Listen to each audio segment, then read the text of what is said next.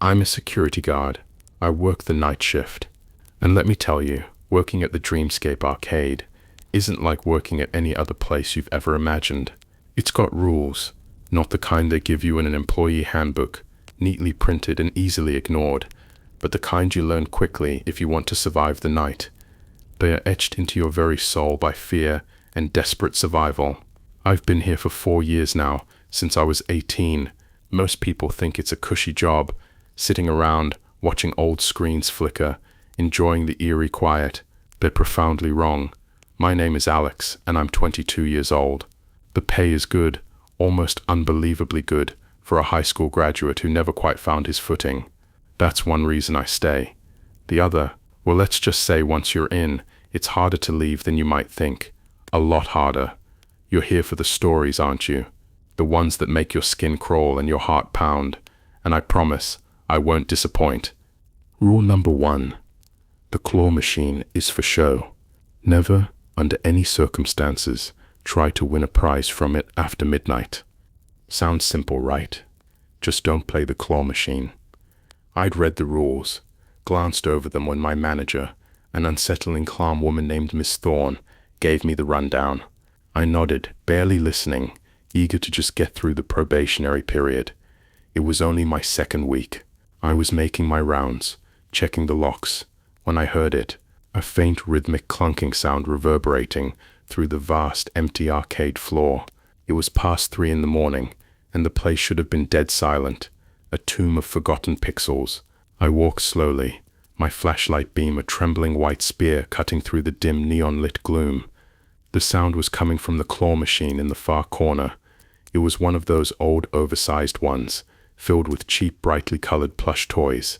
But as I got closer, I saw that one of the toys, a faded yellow teddy bear, was shaking, not vibrating from some internal mechanism, but actually shaking, violently, as if someone, was desperately trying to climb out of it. I pressed my ear against the cold, grimy glass, the plastic bear vibrating fiercely against it. A small, muffled whimper reached me, faint and undeniably vulnerable. "Help me," it seemed to whisper, a tiny plea from a tiny prison. My heart hammered against my ribs, a frantic drumbeat against the silence. Was someone, some poor soul, trapped inside? Panic, cold and sharp, surged through me. I fumbled for my keys, my hands shaking, searching for the access panel. "Hello?" I called out, my voice cracking slightly, betraying my terror. "Is anyone in there?" The whimper grew louder, more urgent. It was definitely a small, desperate voice now, clearer, more urgent, laced with profound unease. "Please, let me out. It's dark. I can't breathe. He's coming. Please." The claw, usually hanging limp and lifeless, began to twitch, slowly, menacingly descending towards the shaking teddy bear. The whimper turned into a choked sob, then a desperate, gurgling gasp. Just as my trembling fingers touched the lock, a hand, cold and firm, clamped down on my shoulder. I jumped, spinning around, my flashlight beam wildly cutting through the shadows. It was Miss Thorne. Her face, usually so placid and unreadable, was a mask of cold, unyielding fury, etched with grim determination. "Rule number 1, Alex," she hissed, her voice a low, dangerous growl that sent shivers down my spine. "Never forget it. There's someone inside, Miss Thorne. They're in distress," I cried, my voice hoarse with horror, pointing frantically at the thrashing machine. The gurgling from inside was now a terrifying sound, fading fast. "Someone? Oh, it's a clever one tonight," she said, a chilling, almost triumphant smile playing on her lips. "It tries to lure you in, doesn't it? Everything's all right in there, Alex. There's a reason we have rules. Very old, very important rules." I stared at her, disbelieving, my mind reeling. The gurgling turned into a desperate cough, then a sickening silence. A wave of nausea, thick and bitter, washed over me. "You can hear it, Miss Thorne. They're in danger. I wasn't going to let someone perish because of her crazy rules," I yelled, my voice thick with horror and raw anger. I reached for the lock again, my hands still trembling uncontrollably. Miss Thorne looked me dead in the eyes, her gaze unwavering, colder than any winter. "How does it know your name?" My hand froze, suspended in the air. Had I told it my name? No. My mind raced, desperately searching for an answer that wasn't there. I looked back at the machine. The yellow teddy bear was still, utterly motionless. The claw was retracted, hanging innocently. There was no sound, no whimper, no gurgle, no sign of anything. Miss Thorne put a hand on my shoulder, a strange, knowing look in her eyes, a hint of something ancient and weary. "You see, Alex," she said patiently, her voice devoid of any emotion, "the claw machine stays dormant after midnight. In 20 minutes, the arcade will be silent again, and everything will be exactly as it was, as it always is." But I heard it. I saw the bear move," I stammered, confusion overwhelming me, my mind struggling to grasp the impossibility of it all. "You saw what it wanted you to see. Take it from me, Alex. The claw machine will try everything to get you to open it. It plays on your empathy, your fear, your inherent goodness, but it hasn't succeeded in 13 years. Not since the last one, and it damn well won't succeed while I'm the manager here. I won't have that happen again." She led me away gently, her grip firm, almost possessive. When my shift ended a few hours later, the arcade was silent, pristine. The claw machine stood innocently in the corner, and the yellow teddy bear sat peacefully among the other toys, as if nothing had ever happened. But I knew what I had heard, what I had seen, and I knew this place was far more than it seemed. Rule number 2.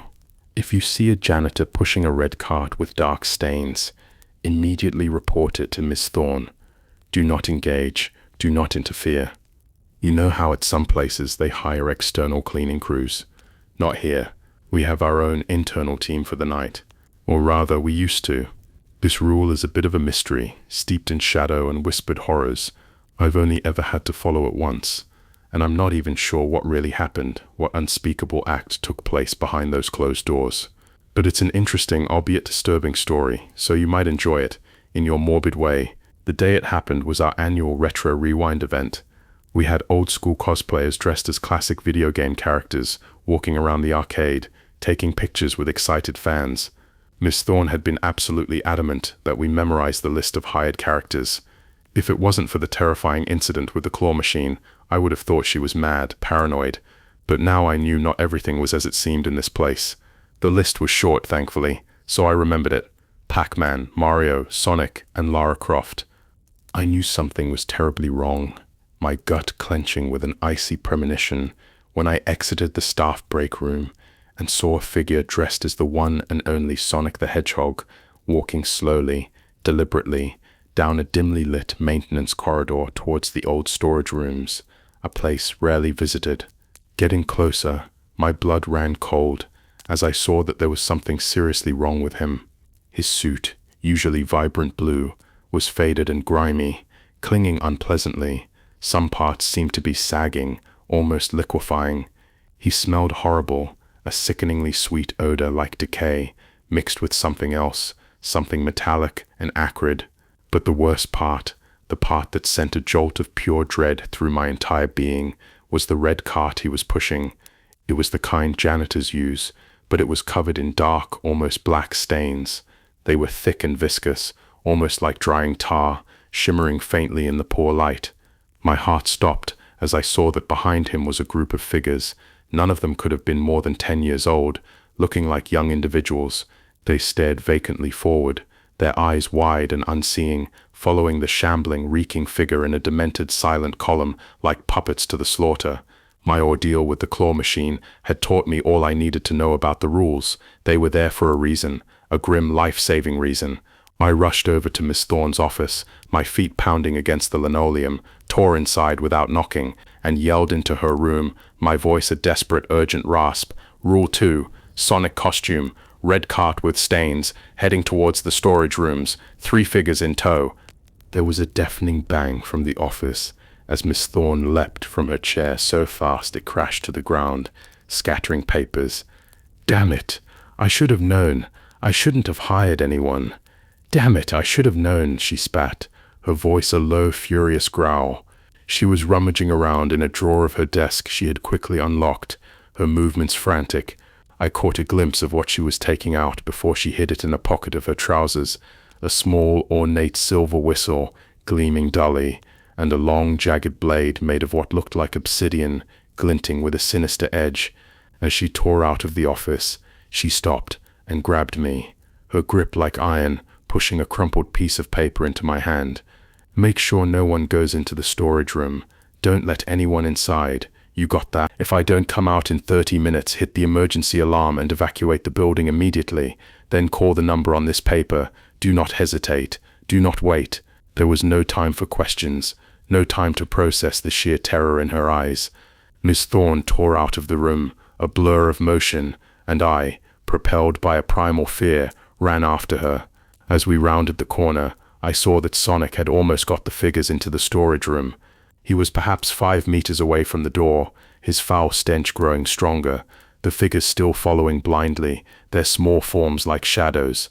Miss Thorne tore past them, a whirlwind of furious determination, and rammed open the door with a desperate force.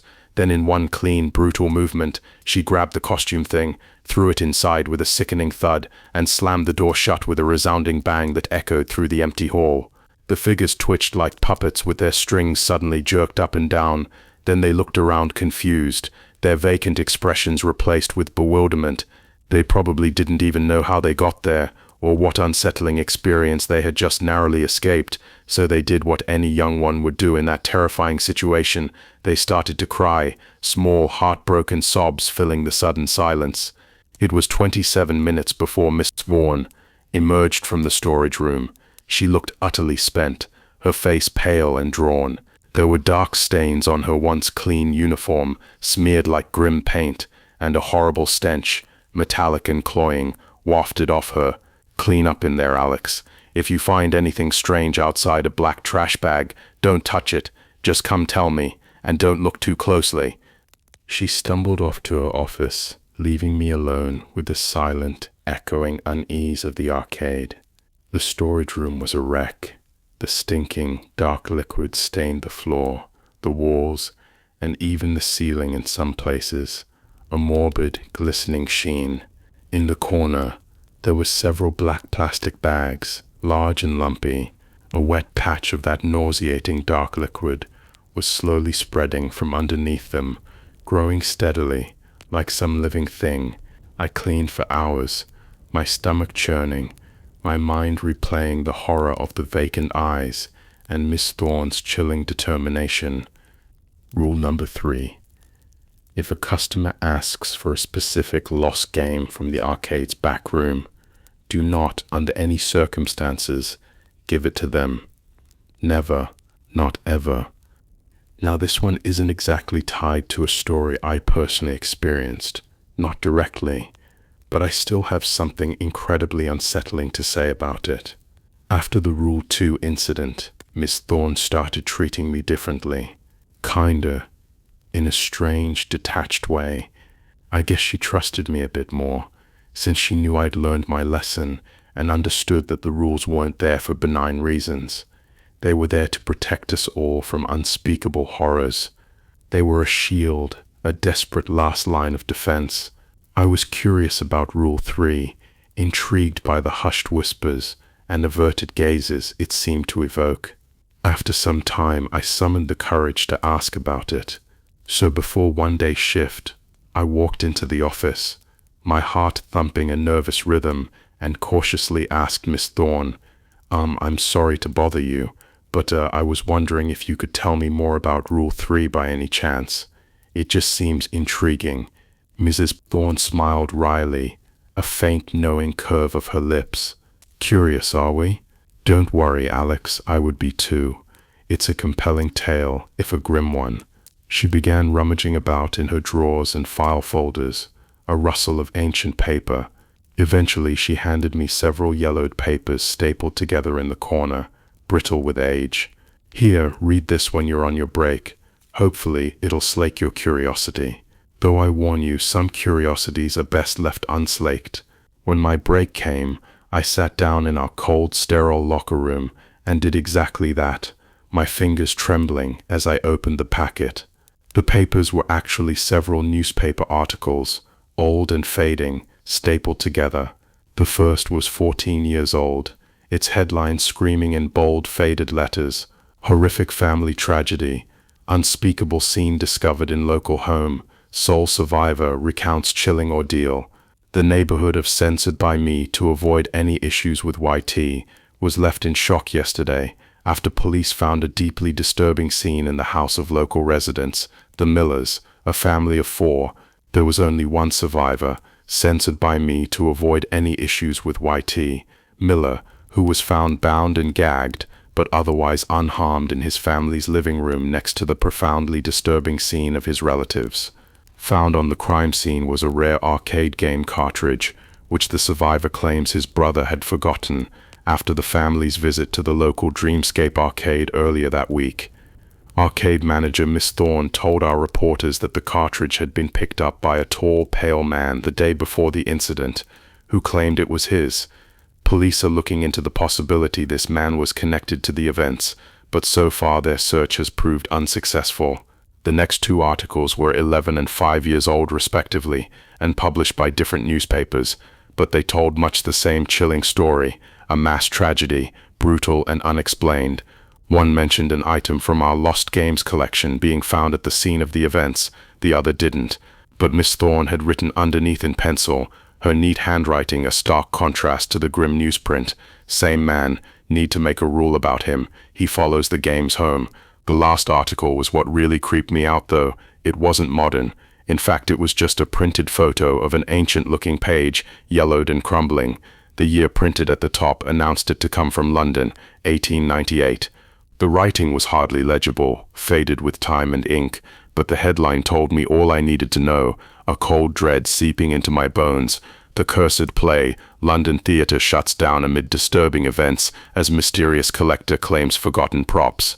Some rules are harder to follow than others, and some come up more often, but rule number 3, though rare, felt like a constant, unseen threat, a chilling reminder of what lurked just beyond the veil of our reality. Rule number 4. If the arcade lights go out while you're alone, find a working machine and play until the credits roll. Do not look away from the screen, no matter what you see or hear. Do not, under any circumstances, look away.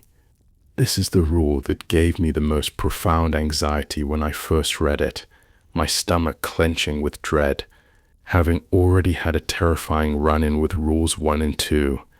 I knew just how serious following our commandments or failing to do so could be. Life or profound alteration. My experience with rule number 4 happened when I was closing down one of the arcade zones after a particularly busy night. The air was thick with the lingering scent of popcorn and sugar, a ghostly echo of the day's excitement. Without a warning, without even a flicker, it happened. The thing I'd been dreading for months at that point. The lights went out. There wasn't a pop, like a fuse blowing, no crackle of overloaded circuits. 1 second, I was in a well-lit arcade zone, bathed in the comforting glow of neon. The next, I was standing in pitch blackness, an oppressive, suffocating void. My mind screamed, "Find a game." I fumbled frantically for the nearest arcade cabinet, my hands blindly searching, and slammed my hands onto a joystick just in time. The screen lit up with a sudden startling burst of light, filling with static before resolving into the image of a grainy, pixelated game. The image quality was ancient, primitive, like some Super 8-bit game from the 80s, a relic from a forgotten era. Through the grainy, flickering screen, I could make out that it was a simple maze game. A small pixelated avatar, vaguely human-shaped, was trapped in a labyrinth of dark, unforgiving corridors. He was struggling against the rough, jagged walls, and I could tell he was injured, severely. Narrow streams of red pixels, like digital imperfections, streamed down his face from an injury above his brow, and his arms were rubbed raw from the pixelated chains that bound him. There was something terribly familiar about the prisoner, something that pricked at the edges of my memory. Not his face, I'd never seen that in my life, but his clothes, the uniform. I froze, my blood running cold, as I heard something move behind me, a soft, almost imperceptible shift. It was the distinct clinking sound of arcade tokens dropping into a machine, one after another, with methodical precision. My back crawled, a terrifying, icy sensation. Something had just started playing the game directly behind me. It took all my willpower, every ounce of my self-control, not to swivel around, not to jump from my seat and make a desperate break for the exit. I fixed my eyes on the screen, my gaze unwavering, praying for this nightmare to be over soon. The man on the screen had stopped struggling, his pixelated form still. He was looking at something unseen, behind the game, beyond the screen, directly at me. It took me a second, a horrifying, drawn-out second, to realize he had to be watching the player. He was watching it. I almost jumped from my seat as a voice, a chilling, barely audible whisper, slithered into my ear from just behind me. "Quite the player, huh?" The voice was low, a practically inaudible whisper, yet it resonated with a deep, unnatural timbre. It sounded human, almost, but I knew immediately, with a certainty that chilled me to the bone, that it was anything but.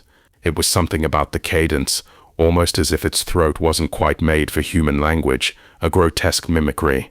Even worse, the voice was coming from slightly above me, not directly behind. Whatever was in the chair behind me, whatever monstrous entity, it had to be absolutely massive when standing up, towering over me. I remained silent, gripping the joystick so hard my knuckles turned white, desperate to stop myself from shaking, eyes fixed forward towards the screen, my only anchor in the terrifying darkness. The game's camera was moving, slowly, inexorably, as the entity controlling it approached its prisoner. The man in the game, the pixelated prisoner, was trying desperately to recoil, to shrink away, but his binds were too tight for anything but the slightest, most futile movement. And as the camera got closer, I recognized what was so horribly, chillingly familiar about him, his clothes. He was wearing an arcade uniform. My arcade's uniform. "Where do you think they got the costumes?" whispered the thing sitting behind me, its voice dripping with sadistic irony, a chilling, cruel amusement. It was playing with me, tormenting me, enjoying my fear. I didn't answer, couldn't answer. The game went on for about half an hour, an eternity of pure, unadulterated horror. I won't tell you exactly what I saw. I don't want to think about it more than I have to relive the unspeakable. Suffice to say, I wouldn't wish such a fate upon my worst enemy, not even in the darkest corners of my mind. At one point, my stomach rebelled, and I retched over myself and the floor as my stomach convulsed, a wave of sickness overwhelming me. I almost took my eyes off the screen, and at that moment, I felt the thing's hot, stinking breath, putrid and foul, on my back, a tangible presence. It wanted me to look away. It wanted me to give in. It craved my disobedience. I looked up again, fixing my eyes, now blurred with tears and remnants of bile, on the disturbing scene playing out on screen, my gaze locked in desperate defiance. The thing behind me spoke only once more before the lights came on, as abruptly and silently as they had turned off. It sounded frustrated, angry even, a low guttural growl of thwarted malice. "You know the saying, Alex, rules are made to be broken," or at least that guy thought so. I wish I could end the story there, to simply dismiss it as a terrible, isolated incident. But unfortunately, there's just a bit more to it, because the guy on the screen had been a worker here, because he had suffered for breaking a rule I had just barely managed to obey, because Miss Thorne hadn't told us everything, instead keeping us on some sort of damn need-to-know basis, withholding vital information. Someone had suffered a profound alteration because of her secrecy, and I would have her explain herself, still covered in my own sick and cold sweat, my body trembling with lingering fear and burgeoning rage. I stormed through the arcade, ignoring the disgusted looks of the flickering screens, the silent accusations of the machines. I slammed into the office, the door rattling on its hinges. Miss Thorne looked up calmly, her expression unperturbed, as if she had been expecting me. "Rule 4 or Rule 11, she asked, her voice flat. Rule 4. Good, good, good. You knew what the risk was. You knew what could happen. You survived. But you didn't tell anyone. That guy. I saw the things that it did to him. You could have stopped that. You could have prevented that outcome. Miss Thorne sighed tiredly, a deep, weary exhalation. It's better this way, Alex. Believe me. What? How can it be better? How can anything be better after that? Let me explain something to you, Miss Thorne said, getting up to stand eye to eye with me, her gaze piercing, unwavering. There was a hint of steel in her voice now, a cold, hard edge, and a flash of suppressed anger, a dangerous glint in her eyes. I shut up, chastened. Despite my fury, some things can be avoided if you know about them. The claw machine is like that. If you know what it wants and how it will try to get it, it's easier not to fall for it. It's a game of wits. But some things, Alex, some things only get stronger the more you know about them. They feed on your knowledge, on your fear. You can avoid breaking rule number 4 with what you know right now. You just need to keep watching. But the more you know about it, the more direct the thing in that room can be in its attempt to get you to look away, the more insidious its whispers. The last guy, the one I saw on screen, he knew too much, even more than you do now. It was a mistake I will never repeat, and a lesson I will never forget. There's a threshold, Alex, a line I can't allow you to cross. If you know too much, if you understand too much of its true nature, no amount of willpower or strength will keep your eyes on that screen. It will break you. Rule number 5. If you encounter an arcade zone where all the customers are looking directly at you and smiling, inform the manager immediately. Do not react, do not run, do not scream. Rule number 5 is the one which raised the most profound, unsettling questions in my mind about this arcade and my very work here. My encounter with it occurred about a year and a half into my time here, when I thought I had seen it all, thought I was prepared. Something you should know about the work of a security guard here. We need to check that every machine is running smoothly, with working joysticks and coin slots and so on. We're only obligated to do so at the beginning of each shift, but if we have had some free time during our shift, we like to check in at random, just to make sure everything is all right, that the digital world is functioning as it should. Unfortunately, it's exactly because of this diligent habit that I entered Arcade Zone 5 one day, only to have a heart attack, a terrifying jolt, as I realized that every single person inside was looking me dead in the eye, their faces contorted into eerie, identical smiles, taking care not to even blink, their gazes like a physical weight upon me. I slowly, painstakingly backed out of the room, my movements stiff and unnatural. The customers never broke eye contact, not even a blink, their smiles fixed and unmoving, their gazes following my every trembling step. The second I was in the relative safety of the main hall, my legs found their rhythm, and I ran over to Miss Thorne, who was talking with a technician near a broken pinball machine, her expression grim. Rule 5, I gasped, my breath ragged, once I reached her. Miss Thorne went deathly pale, her complexion turning to ash. The technician, a young, attractive woman with bright, curious eyes, looked over at her in confusion, her brow furrowed. "Excuse me," Miss Thorne muttered in her direction, her voice clipped, before turning to me, her eyes wide with alarm. "Which zone?" "5. Follow me. Now." We ran over to the zone, our footsteps echoing loudly in the silent arcade. Once inside, Miss Thorne gestured for me to remain at the entrance, her hand a sharp command. "Stay here. Do not move. Do not interfere." I didn't need her to tell me twice. The room full of customers was deadly quiet, an unnatural hush. Every head silently, slowly, turned in unison to follow Miss Thorne as she walked in front of the screens and stopped in the middle of the room, her back to me, her posture rigid. "What do you want?" she said to the room at large, her voice clear and strong, cutting through the silence. Every person in the room opened their mouth in unison, their smiles widening unnaturally, and said in a perfect chilling chorus, their voices blending into one harmonious, unsettling sound, "Hello, manager. Long time no see. We've been waiting." "Cut the crap," growled Miss Thorne, her voice laced with venom, her patience clearly at its breaking point. "I know your game. What do you want this time? State your price." The room laughed, a low guttural sound in chilling synchrony, a chorus of malevolent amusement. "Always so direct, so impatient. I always liked you more than your predecessor, you know. He was far too sentimental." Miss Thorne's jaw clenched. Her hands were rolled into fists at her sides, white-knuckled. I'd never seen her this angry, this furious, not even when facing the sonic abomination. "Just tell me what you want," she hissed through her teeth, her voice barely a whisper, thick with barely suppressed rage. "Tell me what you want, and let these people go. You have no right to them." "Ah, so impatient, so eager to get it over with," the crowd answered, their voices a single mocking entity. "I want you to open the staff break room. Right now, the time is ripe."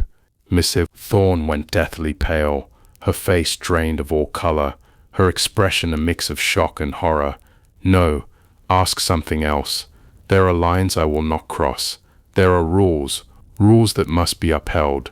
The things behind the eyes of the crowd laughed as one, a cruel, derisive sound that echoed through the silent room. "Ah yes, your precious rules. You think they can stop anything. They stop nothing, Miss Thorne. They only delay it. A temporary reprieve. Giving me information for free?" Miss Thorne said sarcastically, her voice tinged with bitterness. "You've changed since last time we talked. You've grown soft. I only tell you what you already know, and my price does not change. You will open the staff break room. It calls to us." Again for the first time Miss Thorne hesitated, only for a second, a fleeting moment of indecision, but the things noticed and laughed cruelly at her, a chorus of triumphant malice. "I've already told you, I won't do it. That rule is never broken. It is the ultimate safeguard," she said finally, her voice strained but resolute. "Do you forget your history after a mere 13 years? Do you forget the cost paid?" The crowd sneered, their voices dripping with contempt. "The fate of these people is in your hands, Miss Thorne. You know what happens to them when my price is not paid. They fade. Do you seek to atone with this meaningless resistance for the sacrifice that was made because of your misstep, your oversight?" "I don't atone," Miss Thorne hissed, her eyes blazing with a fierce, untamed anger. "And I made no mistake with the one who you miss so dearly. Agree, he chose his fate." "I think not." The things intoned, their voices suddenly chillingly calm. There was a charged, unbearable silence, thick with unspoken threats. Then the crowd spoke again, their voices suddenly light, almost cheerful. "The price has been paid. These people are safe, for now." Miss Thorne blinked in confusion, her brow furrowed. What price? The staff break room was never the price. You lied. The anguish should your remembrance, as well as the unanswered questions that will now plague this servant of yours, were the price. A fair exchange. You bastard," Miss Thorne whispered, her voice barely audible, a profound realization dawning on her face. Miss Thorne stormed out of the room without another word, her face a mask of furious determination, leaving me reeling. The crowd followed him with their gaze, their eerie smiles unwavering, and then fixed it upon me, their collective attention a palpable weight, a smile, a nod, a silent, knowing acknowledgement. Then the crowd looked up as one and shed their identical, unnatural behavior, like a discarded skin. A hidden tension, a suffocating presence, was released, dissipating into the air. They were free, and I was left with a chilling question. What had I paid? What information had I, unknowingly, revealed? Rule number 6. If a customer complains about strange noises in the vents, assure them you will look into it. Take one of the packages marked R6 from behind the counter, enter the vents through the staff kitchen, and place the contents of the package at least 10 meters away from the entrance. Leave the vents as fast as possible. Do not linger. Do not look back. This is one of the easiest rules to follow, perhaps mercifully so, although the strict time limit is worrying at first, a constant pressure. It's also one of the most commonly employed, usually coming up about once a week, a grim, regular duty. Thankfully, I've never seen anyone fail to uphold it, to escape the confines of the vent in time. The first time I had to feed the thing in the vents was a very busy shift. We had premiered a new VR game a few days before, and we were still being swamped by crowds of eager customers, their shouts and laughter echoing through the arcade. I was cleaning up the main hall from the ever-present spilled popcorn, its greasy scent thick in the air, when an angry-looking young man wearing a gaming shirt stormed over to me, his face a thundercloud. "Good day, sir. How may I?" "Yeah, man. Whatever." He cut me off immediately, his voice sharp with irritation. "Could you fix your damn aircon, dude? There's something banging around in there near the grill in our game room. It sounds like a creature. I didn't pay for this kind of crap. This is ridiculous." I clenched my teeth to control my temper at the man's rude manners, but managed to remain calm, my face a neutral mask. "Yes, sir, of course. My sincerest apologies for the inconvenience. I will look into it immediately. Ms. Pockdime, Maulus Shrifid. Thorne will probably forgive you for letting a room of people face God knows what, but she won't allow you to be rude to customers. She's just like that, fiercely protective of the arcades and her own reputation." After the customer had stomped off again, muttering under his breath, I got one of the marked packages from behind the counter. It was strangely heavy, surprisingly so, and I could feel moisture, cold and viscous, seeping out from inside it. Doing my best to ignore the unsettling weight and the growing dread, I crossed over to the staff kitchen and opened the grill covering the vents, its metal groaning in protest. I could hear whatever the customer had been complaining about now, louder, clearer, a fast, frantic tip-tap sound, like dozens of long, thin fingers drumming endlessly, impatiently against the side of the duct. My skin crawled, 1,000 tiny insects scuttling across my flesh. It was uncomfortably too close to the sound of dozens of long, thin legs, moving with terrifying speed. I took a deep, shaky breath and crawled into the chute. The air inside was cold and dusty, thick with the scent of stale air and something else, something subtly foul. The passage was tight, claustrophobic, and I was forced to go prone, propelling myself forward on my elbows and knees, my movements awkward and slow. Crawling forward, my flashlight beam a weak circle. I could see by the dim light that there was a pile of something up ahead, around the 10-meter mark, a dark, amorphous mass. As I reached it, my stomach lurched, and I groaned under my breath. In the chute before me lay a pile of gnawed bones, picked clean, gleaming white in the dim light. With shaking fingers, I undid the wrapping on the package, the wetness clinging to my skin, and dropped a whole raw chicken, its flesh pale and unappetizing, onto the top of the pile of remains. The sounds in the chute stopped abruptly, a sudden terrifying silence. I held my breath, straining my ears, my heart pounding in my chest. Then it returned, faster, louder than before, a frantic, hungry staccato rhythm, growing louder, closer. Terror and adrenaline flooded my brain, a powerful, disorienting rush, and I scooted back downwards to the mouth of the passage, desperate to escape. How long had I been there? How long did I have left? 30 seconds, 20.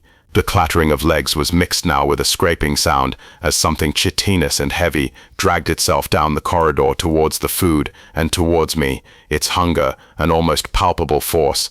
And finally, my legs met the end of the duct. Kicking frantically, with a desperate surge of strength, I dropped down to the floor of the staff kitchen and slammed the grill shut with a resounding clang. The clattering inside had stopped. Listening carefully, my ears straining, I could make out the distinct sickening sound of something consuming, wet and brutal. And this, believe it or not, is one of the easier rules, a simple task, a profound consequence. One of the rarest rules we have, a true anomaly, is rule number 7. I've only ever experienced it once, about 8 months ago, and I sincerely hope I will never ever have to deal with it ever again. The memory still makes my blood run cold. Rule number 7. If you notice your shadow being out of sync with your surroundings, return to the last room you were in as quickly as possible. Alone, close the door, then return to the main hall. Until you do so, do not, under any circumstance, touch your shadow. The biggest danger you can face in this job, a subtle, insidious threat, is becoming too used to the weirdness, to the constant barrage of the unnatural. That's the mistake I made with rule number 7. I dropped my guard. I stopped paying attention, stopped being vigilant, and almost paid the ultimate price. I had walked to the other side of the main hall from Arcade Zone 6, a familiar route, before I realized that I had no shadow at all. Cold sweat, icy and sudden, covered my brow, a prickling sensation. I looked back the way I came, my eyes frantically searching. My shadow, completely disconnected from me, a separate, living entity, lay on the floor by the door to Zone 6, a dark, still pool, and another guard, a man by the name of Liam, stood between me and it. He was looking straight in my eyes, a narrow, unnervingly wide grin plastered on his face, a smile that didn't reach his eyes. I had to think quick. Whatever was going on, I had to get back to Zone 6, to reunite with my displaced shadow. But with Liam in my way, blocking my path, I had no route to get there, not without confronting him, not without giving myself away. "Alex, is everything all right?" Miss Thorne called from the door to her office, her voice laced with concern, worried even, a rare sound from her. I ignored the question, forcing myself to appear calm, and started heading back to Zone 6, my movements slow and deliberate. The more I looked around me, the more clear it became how strange my surroundings were, how subtly warped. Every shadow was thrown in a different, impossible direction, as if each item was illuminated by a different light source, a chaotic symphony of light and dark. I was nearing Liam now, his unblinking gaze fixed on me. I slowed down, walking in a manner I hoped would appear nonchalant, as if I were merely strolling. If I could just get past him and the door, just slip away. "Miss Thorne asked you a question, Alex," Liam said, his voice flat, devoid of warmth. The thin, horrible smile was still plastered over his face, a grotesque mask. He stepped directly in front of me, barring my way, his body a solid, immovable obstacle. "I heard him, Liam. I just forgot something in Zone 6 is all. A small matter." "And what was that, Alex? What did you forget?" He knew. I could see it in his eyes, a glint of cruel amusement, a predatory awareness. Liam, the thing masquerading as Liam, knew what I was trying to do. It knew I wasn't fooled by its act, by its thinly veiled deception. I heard the office door open behind me. Footsteps approached, deliberate and unhurried. "Alex," asked Miss Thorne, her voice closer now, laced with an unsettling curiosity. "What did you forget?" She walked around me to stand next to Liam, her presence a heavy weight.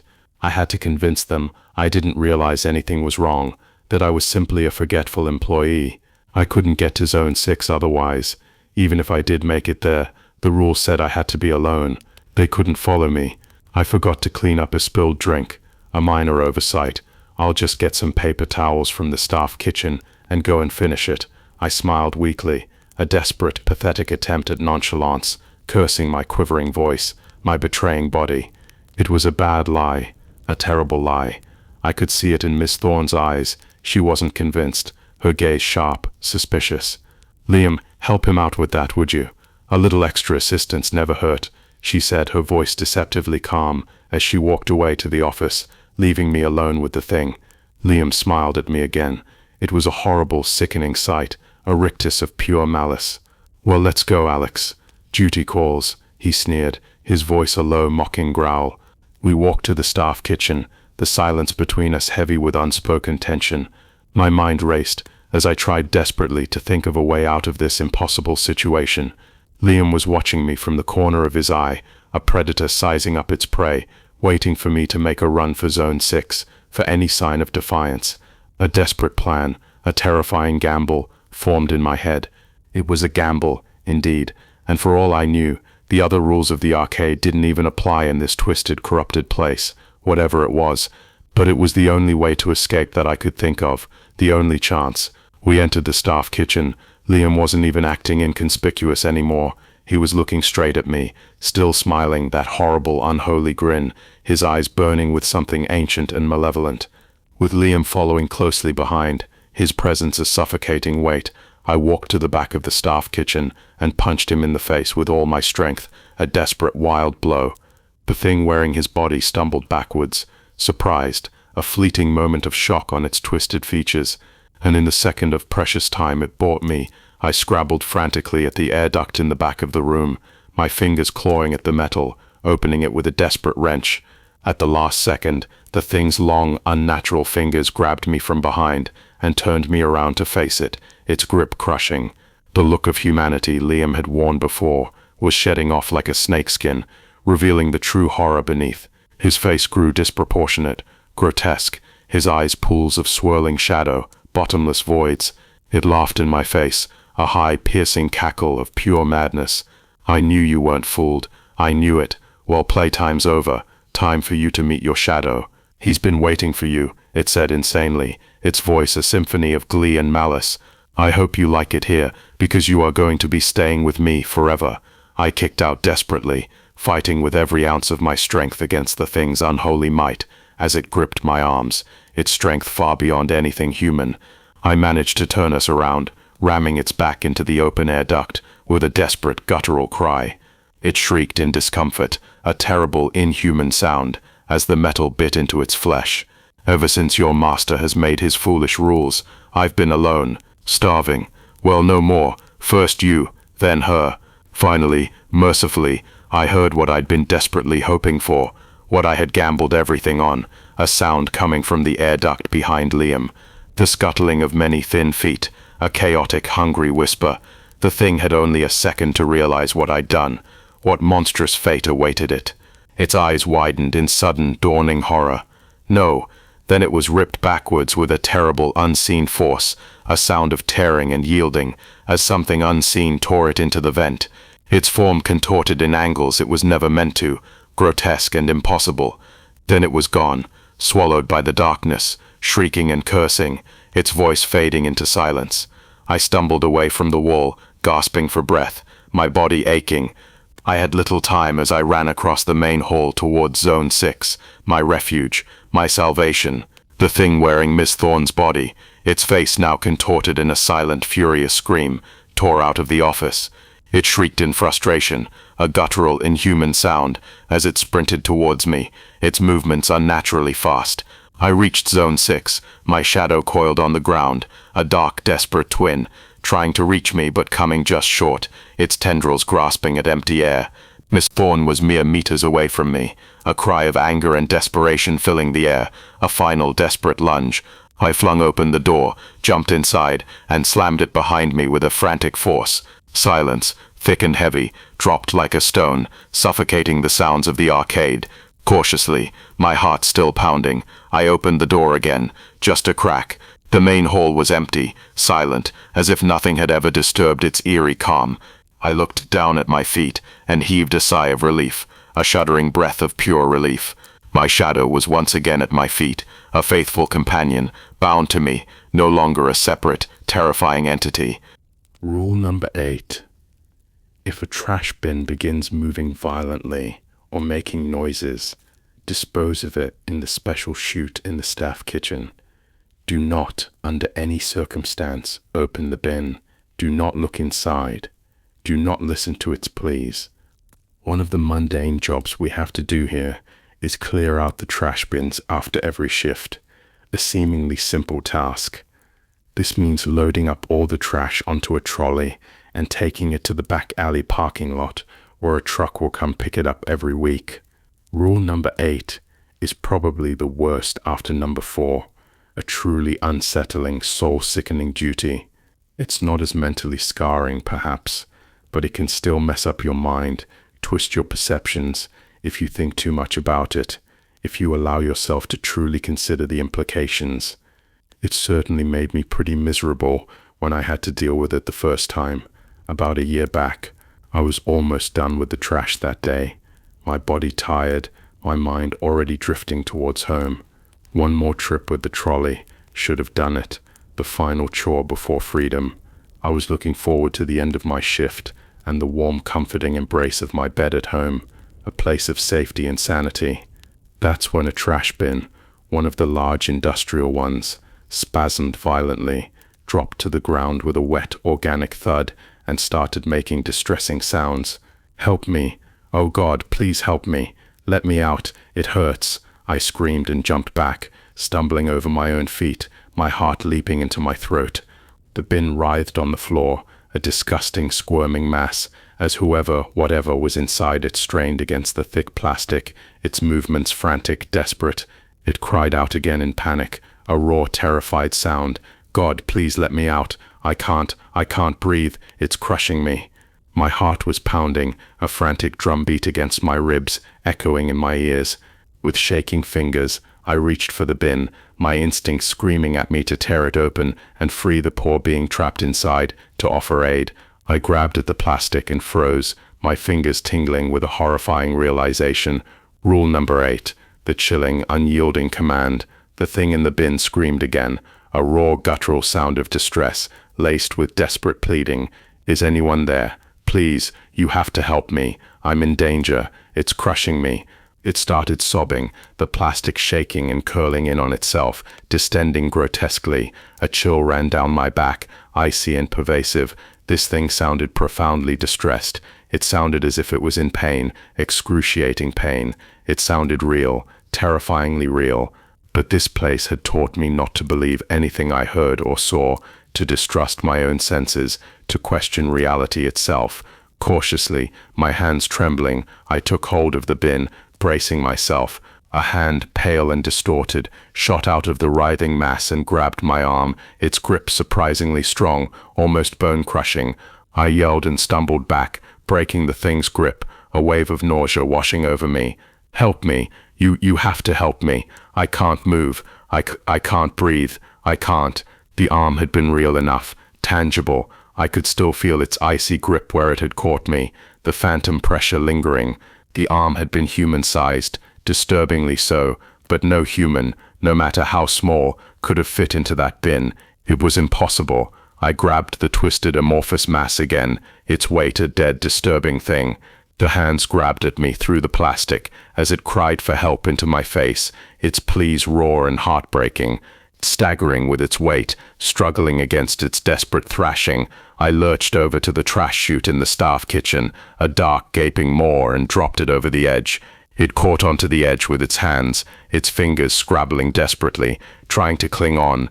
"Please, please, don't do this," it whimpered, its voice muffled and terrified. I can't go back. Please don't, please." I brought the heavy lid of the chute down on its fingers with a sickening crunch. It shrieked, a short, piercing sound of agony, then slid down the chute, clawing desperately at the sides as it disappeared into the dark, echoing depths, and went silent. The silence that followed was even more terrifying than the sounds. And this, I remind you, is one of the easier rules. A simple task, a monstrous consequence. Rule number 9. If anyone exits the staff break room during a shift, do whatever they ask. Inform the manager immediately. Do not question, do not delay. For all the wrong, unsettling reasons. This story isn't like the others I've told. This story will be different, a turning point, and I'm not sure I like that. I'm not sure where it will lead me in this arcade, what new horrors it will reveal, because this story happened yesterday. Even though Miss Thorne's been warm to me in the time I've been working here, a strange, almost paternal warmth. I think she might even trust me, a rare thing in this place. She hasn't said anything about the staff break room. It remains a forbidden, unspoken topic. To be fair, I've been too afraid to ask, too terrified of what answers might lie within.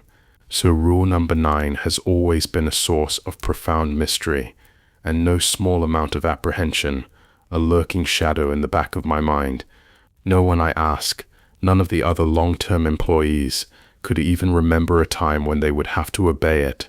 Strange though it may seem, no one had ever exited the staff break room during a shift, at least not in the 4 years I've worked here.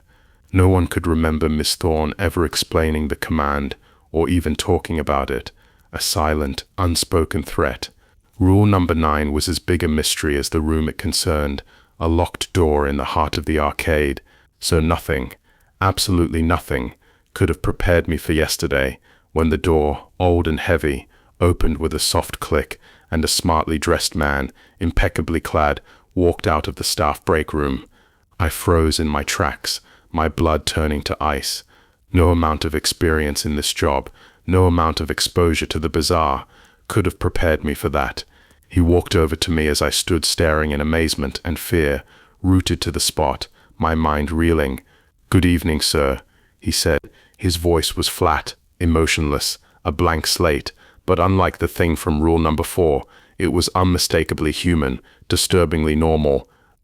Good evening," I stammered, my voice barely a whisper, my throat suddenly dry. Finally, the man smiled in slight amusement, a faint, almost imperceptible curve of his lips, as if he found my terror amusing. "I wish to speak to the manager." Right this way, sir," I replied, trying desperately to fake a calm I didn't feel, my voice still trembling. I wish I could have told the thing to stay, to retreat, that I could have warned Miss Thorne, shouted a desperate warning, but it was as if my brain was encased in ice, sluggish and unresponsive, unable to form a coherent thought. We walked over to the office, the man's footsteps light and silent, and entered. I didn't even have time to talk, to offer a word of explanation or warning. Miss Thorne looked up from her desk, saw the man, and went a sickly pale, her face drained of all color, her eyes wide with a dawning horror. "Rule number 9. Alex? Yes. Leave us, please. Wait for me outside. Do not return until I call." I obeyed instantly, my feet moving of their own accord. Nothing, absolutely nothing, could have made me remain in that room, in the presence of that man. I exited into the main hall and waited, my ears straining to hear. Time stretched, agonizingly slow. I could hear the murmur of conversation from inside the office, muffled but distinct. Occasionally, Miss Thorne's voice would rise in volume, sharp with anger or distress, and I swear that at one point I heard her weeping, soft, heartbroken sobs. It was half an hour, an eternity, until Miss Thorne opened the door and walked out. She was even paler than before, like all the blood had left her body, leaving her a ghostly figure. Her hands shook very slightly, almost imperceptibly, but I noticed, my eyes sharp with fear and concern. In the second before she closed the door, I could see the room behind her. It was empty. The man had gone, vanished without a trace. "Miss Thorne?" I asked cautiously, my voice hesitant, not knowing what to say, what to ask. Thorne fixed her eyes on me. They were red-rimmed and bloodshot, her gaze filled with a profound, bone-deep weariness. "Go home, Alex. Rest, sleep, prepare." "Why? Prepare for what? What's coming?" "We're going to break rules 10 and 11 tomorrow, and it will be difficult, very difficult." Walking to work yesterday was the hardest thing I've ever done. A monumental effort of will, anticipation and fear, cold and sharp, mixed within me in equal measure, a nauseating cocktail. Miss Thorne's recommendation to rest and sleep had proven to be impossible to obey, and I had spent the whole night dreading what would come in the morning, what fresh horrors awaited. When I came to work, I found the arcade empty, silent, devoid of any life. A sign at the entrance, stark and final, announced, "Closed temporarily due to equipment malfunction."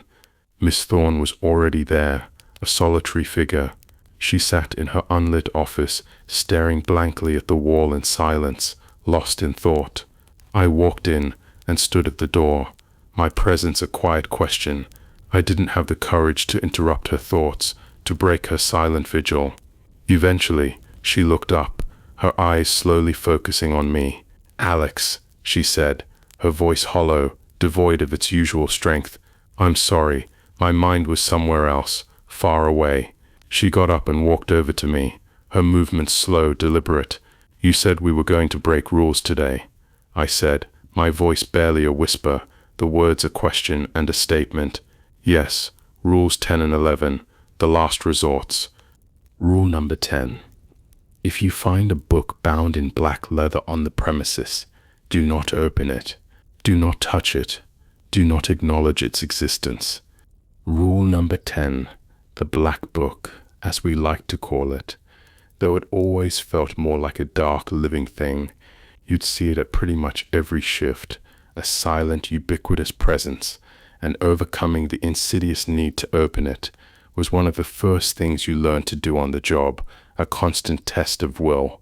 No one knew what was inside its yellowed, ancient pages, what forbidden knowledge it held. It moved and shifted mysteriously, appearing in new locations without explanation. You'd see it in the corner of the staff kitchen, propped up invitingly, almost seductively. In the corner, a dark lure. You'd walk over to a game room or to the office, only to see it first on the ground in the main hall, then inexplicably in the office itself, lying innocently on Miss Thorne's table, as if it had always been there, a silent observer. We'd never seen even Miss Thorne open it, not once in all my years. It seemed I was going to see that now, a revelation I both dreaded and craved. It took us an unusually long time to find the book, searching first the office and the main hall, then the various game rooms. We eventually returned in defeat, only to find it sitting on one of Miss Thorne's filing cabinets, as if mocking our efforts, a silent challenge. She snorted derisively, a sound of grim amusement, and went to pick it up. Its ancient-looking pages, yellowed and brittle with time, crackled softly as she opened it cautiously, carefully, as if handling something immensely dangerous. From where I was standing, a few paces away, I couldn't see the words within, the archaic script, and instinctively moved to look at them over her shoulder, a sudden insatiable curiosity overwhelming me. Miss Thorne slammed the covers closed with a sharp snap, her movements precise. "Not yet, Alex. Soon, all in good time." My temper, fueled by fear and frustration, flared. "Miss Thorne, I don't know anything about what's going on. I don't know what we're here to do today, or why we're breaking two of our most sacred rules. I don't expect you to tell me everything, but you've got to give me something, some explanation." My anger receded as quickly as it had risen, a fleeting spark. I realized this was, despite everything, my employer, my superior, and that my outburst was inappropriate. Miss Thorne smiled wryly, a faint, sad smile. There was a second of silence, thick with unspoken truths. "You're right, Alex. You deserve to know something. I'm sorry. After 15 years in this job, you begin to get used to not telling anyone more than they need to know, to keeping secrets to survive. 13 years ago, I made a mistake, Alex. A grave, unforgivable mistake. The staff break room, that monstrous entity, tricked me by using my affection for someone close to me, someone I loved. I opened the room, believing I was saving him, and almost brought disaster on us all. It's ironic, isn't it? Only the ultimate sacrifice of the person I thought I was saving helped delay disaster. Delay. Yes, Alex, we borrowed time, precious, fleeting time. Yesterday, that time ran out.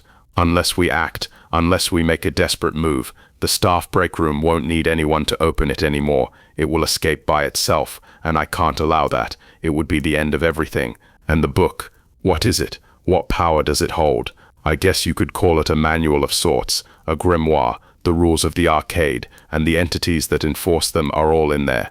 The true ancient rules. She looked down onto the pages again, her gaze distant, lost in contemplation. I could tell her impromptu informational talk was over, the brief window into her world closed.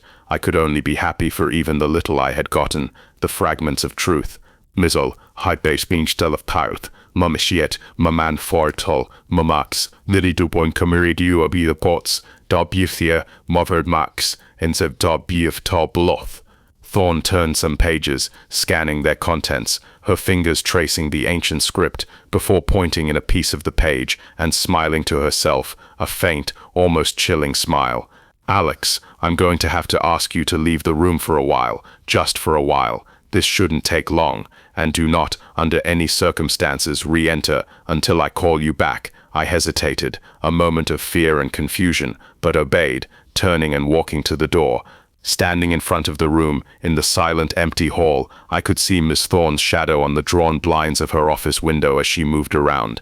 Suddenly, another shadow, tall and gaunt, sprang up from behind her. It walked around until they stood face to face. Two dark figures, one familiar, one utterly alien. Another joined it, and then another, until the window was a shifting canvas of dark shapes.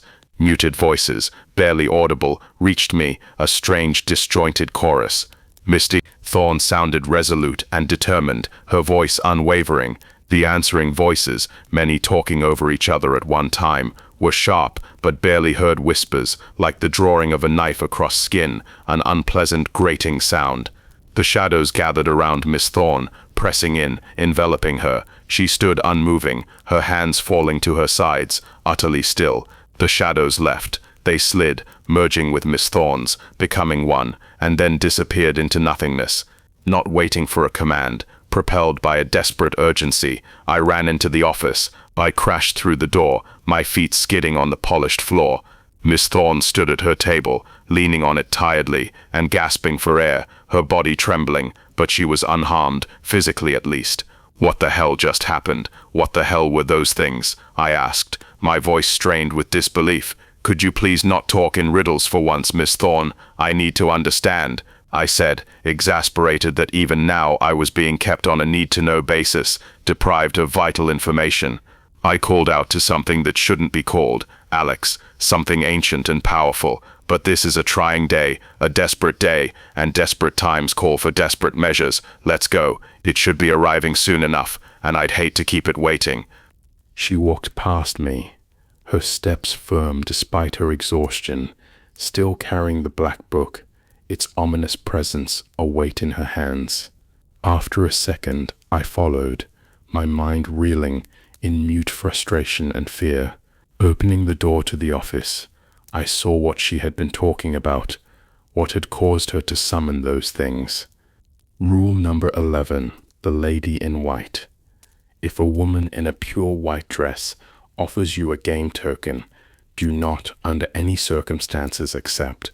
Do not touch it. Do not make eye contact. A woman stood before us. She was tall, impossibly tall, taller than either of us by a head. Her pale, almost translucent face contrasted starkly with her deep dark hair like midnight ink. She wore a flowing, pure white dress, shimmering faintly in the dim light, almost ethereal. In her hands, she held a carved, glowing game token, pulsating with a soft inner light. I had encountered the lady in white before.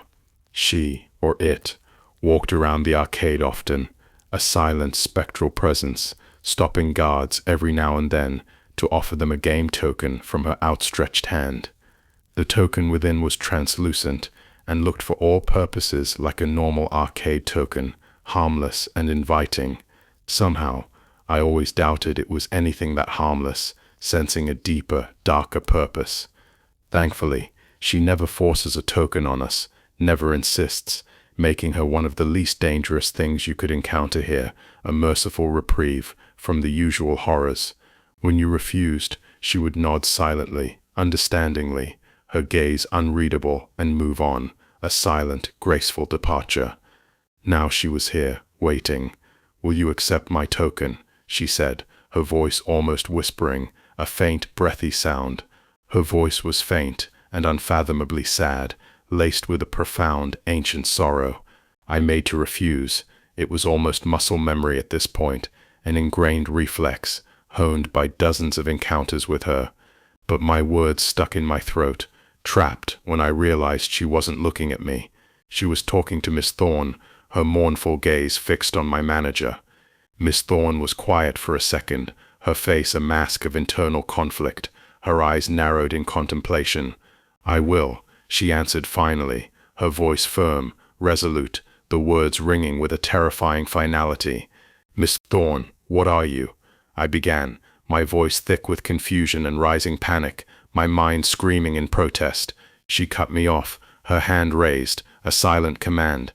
"This has to be done, Alex. There's no other way we can stop what's coming.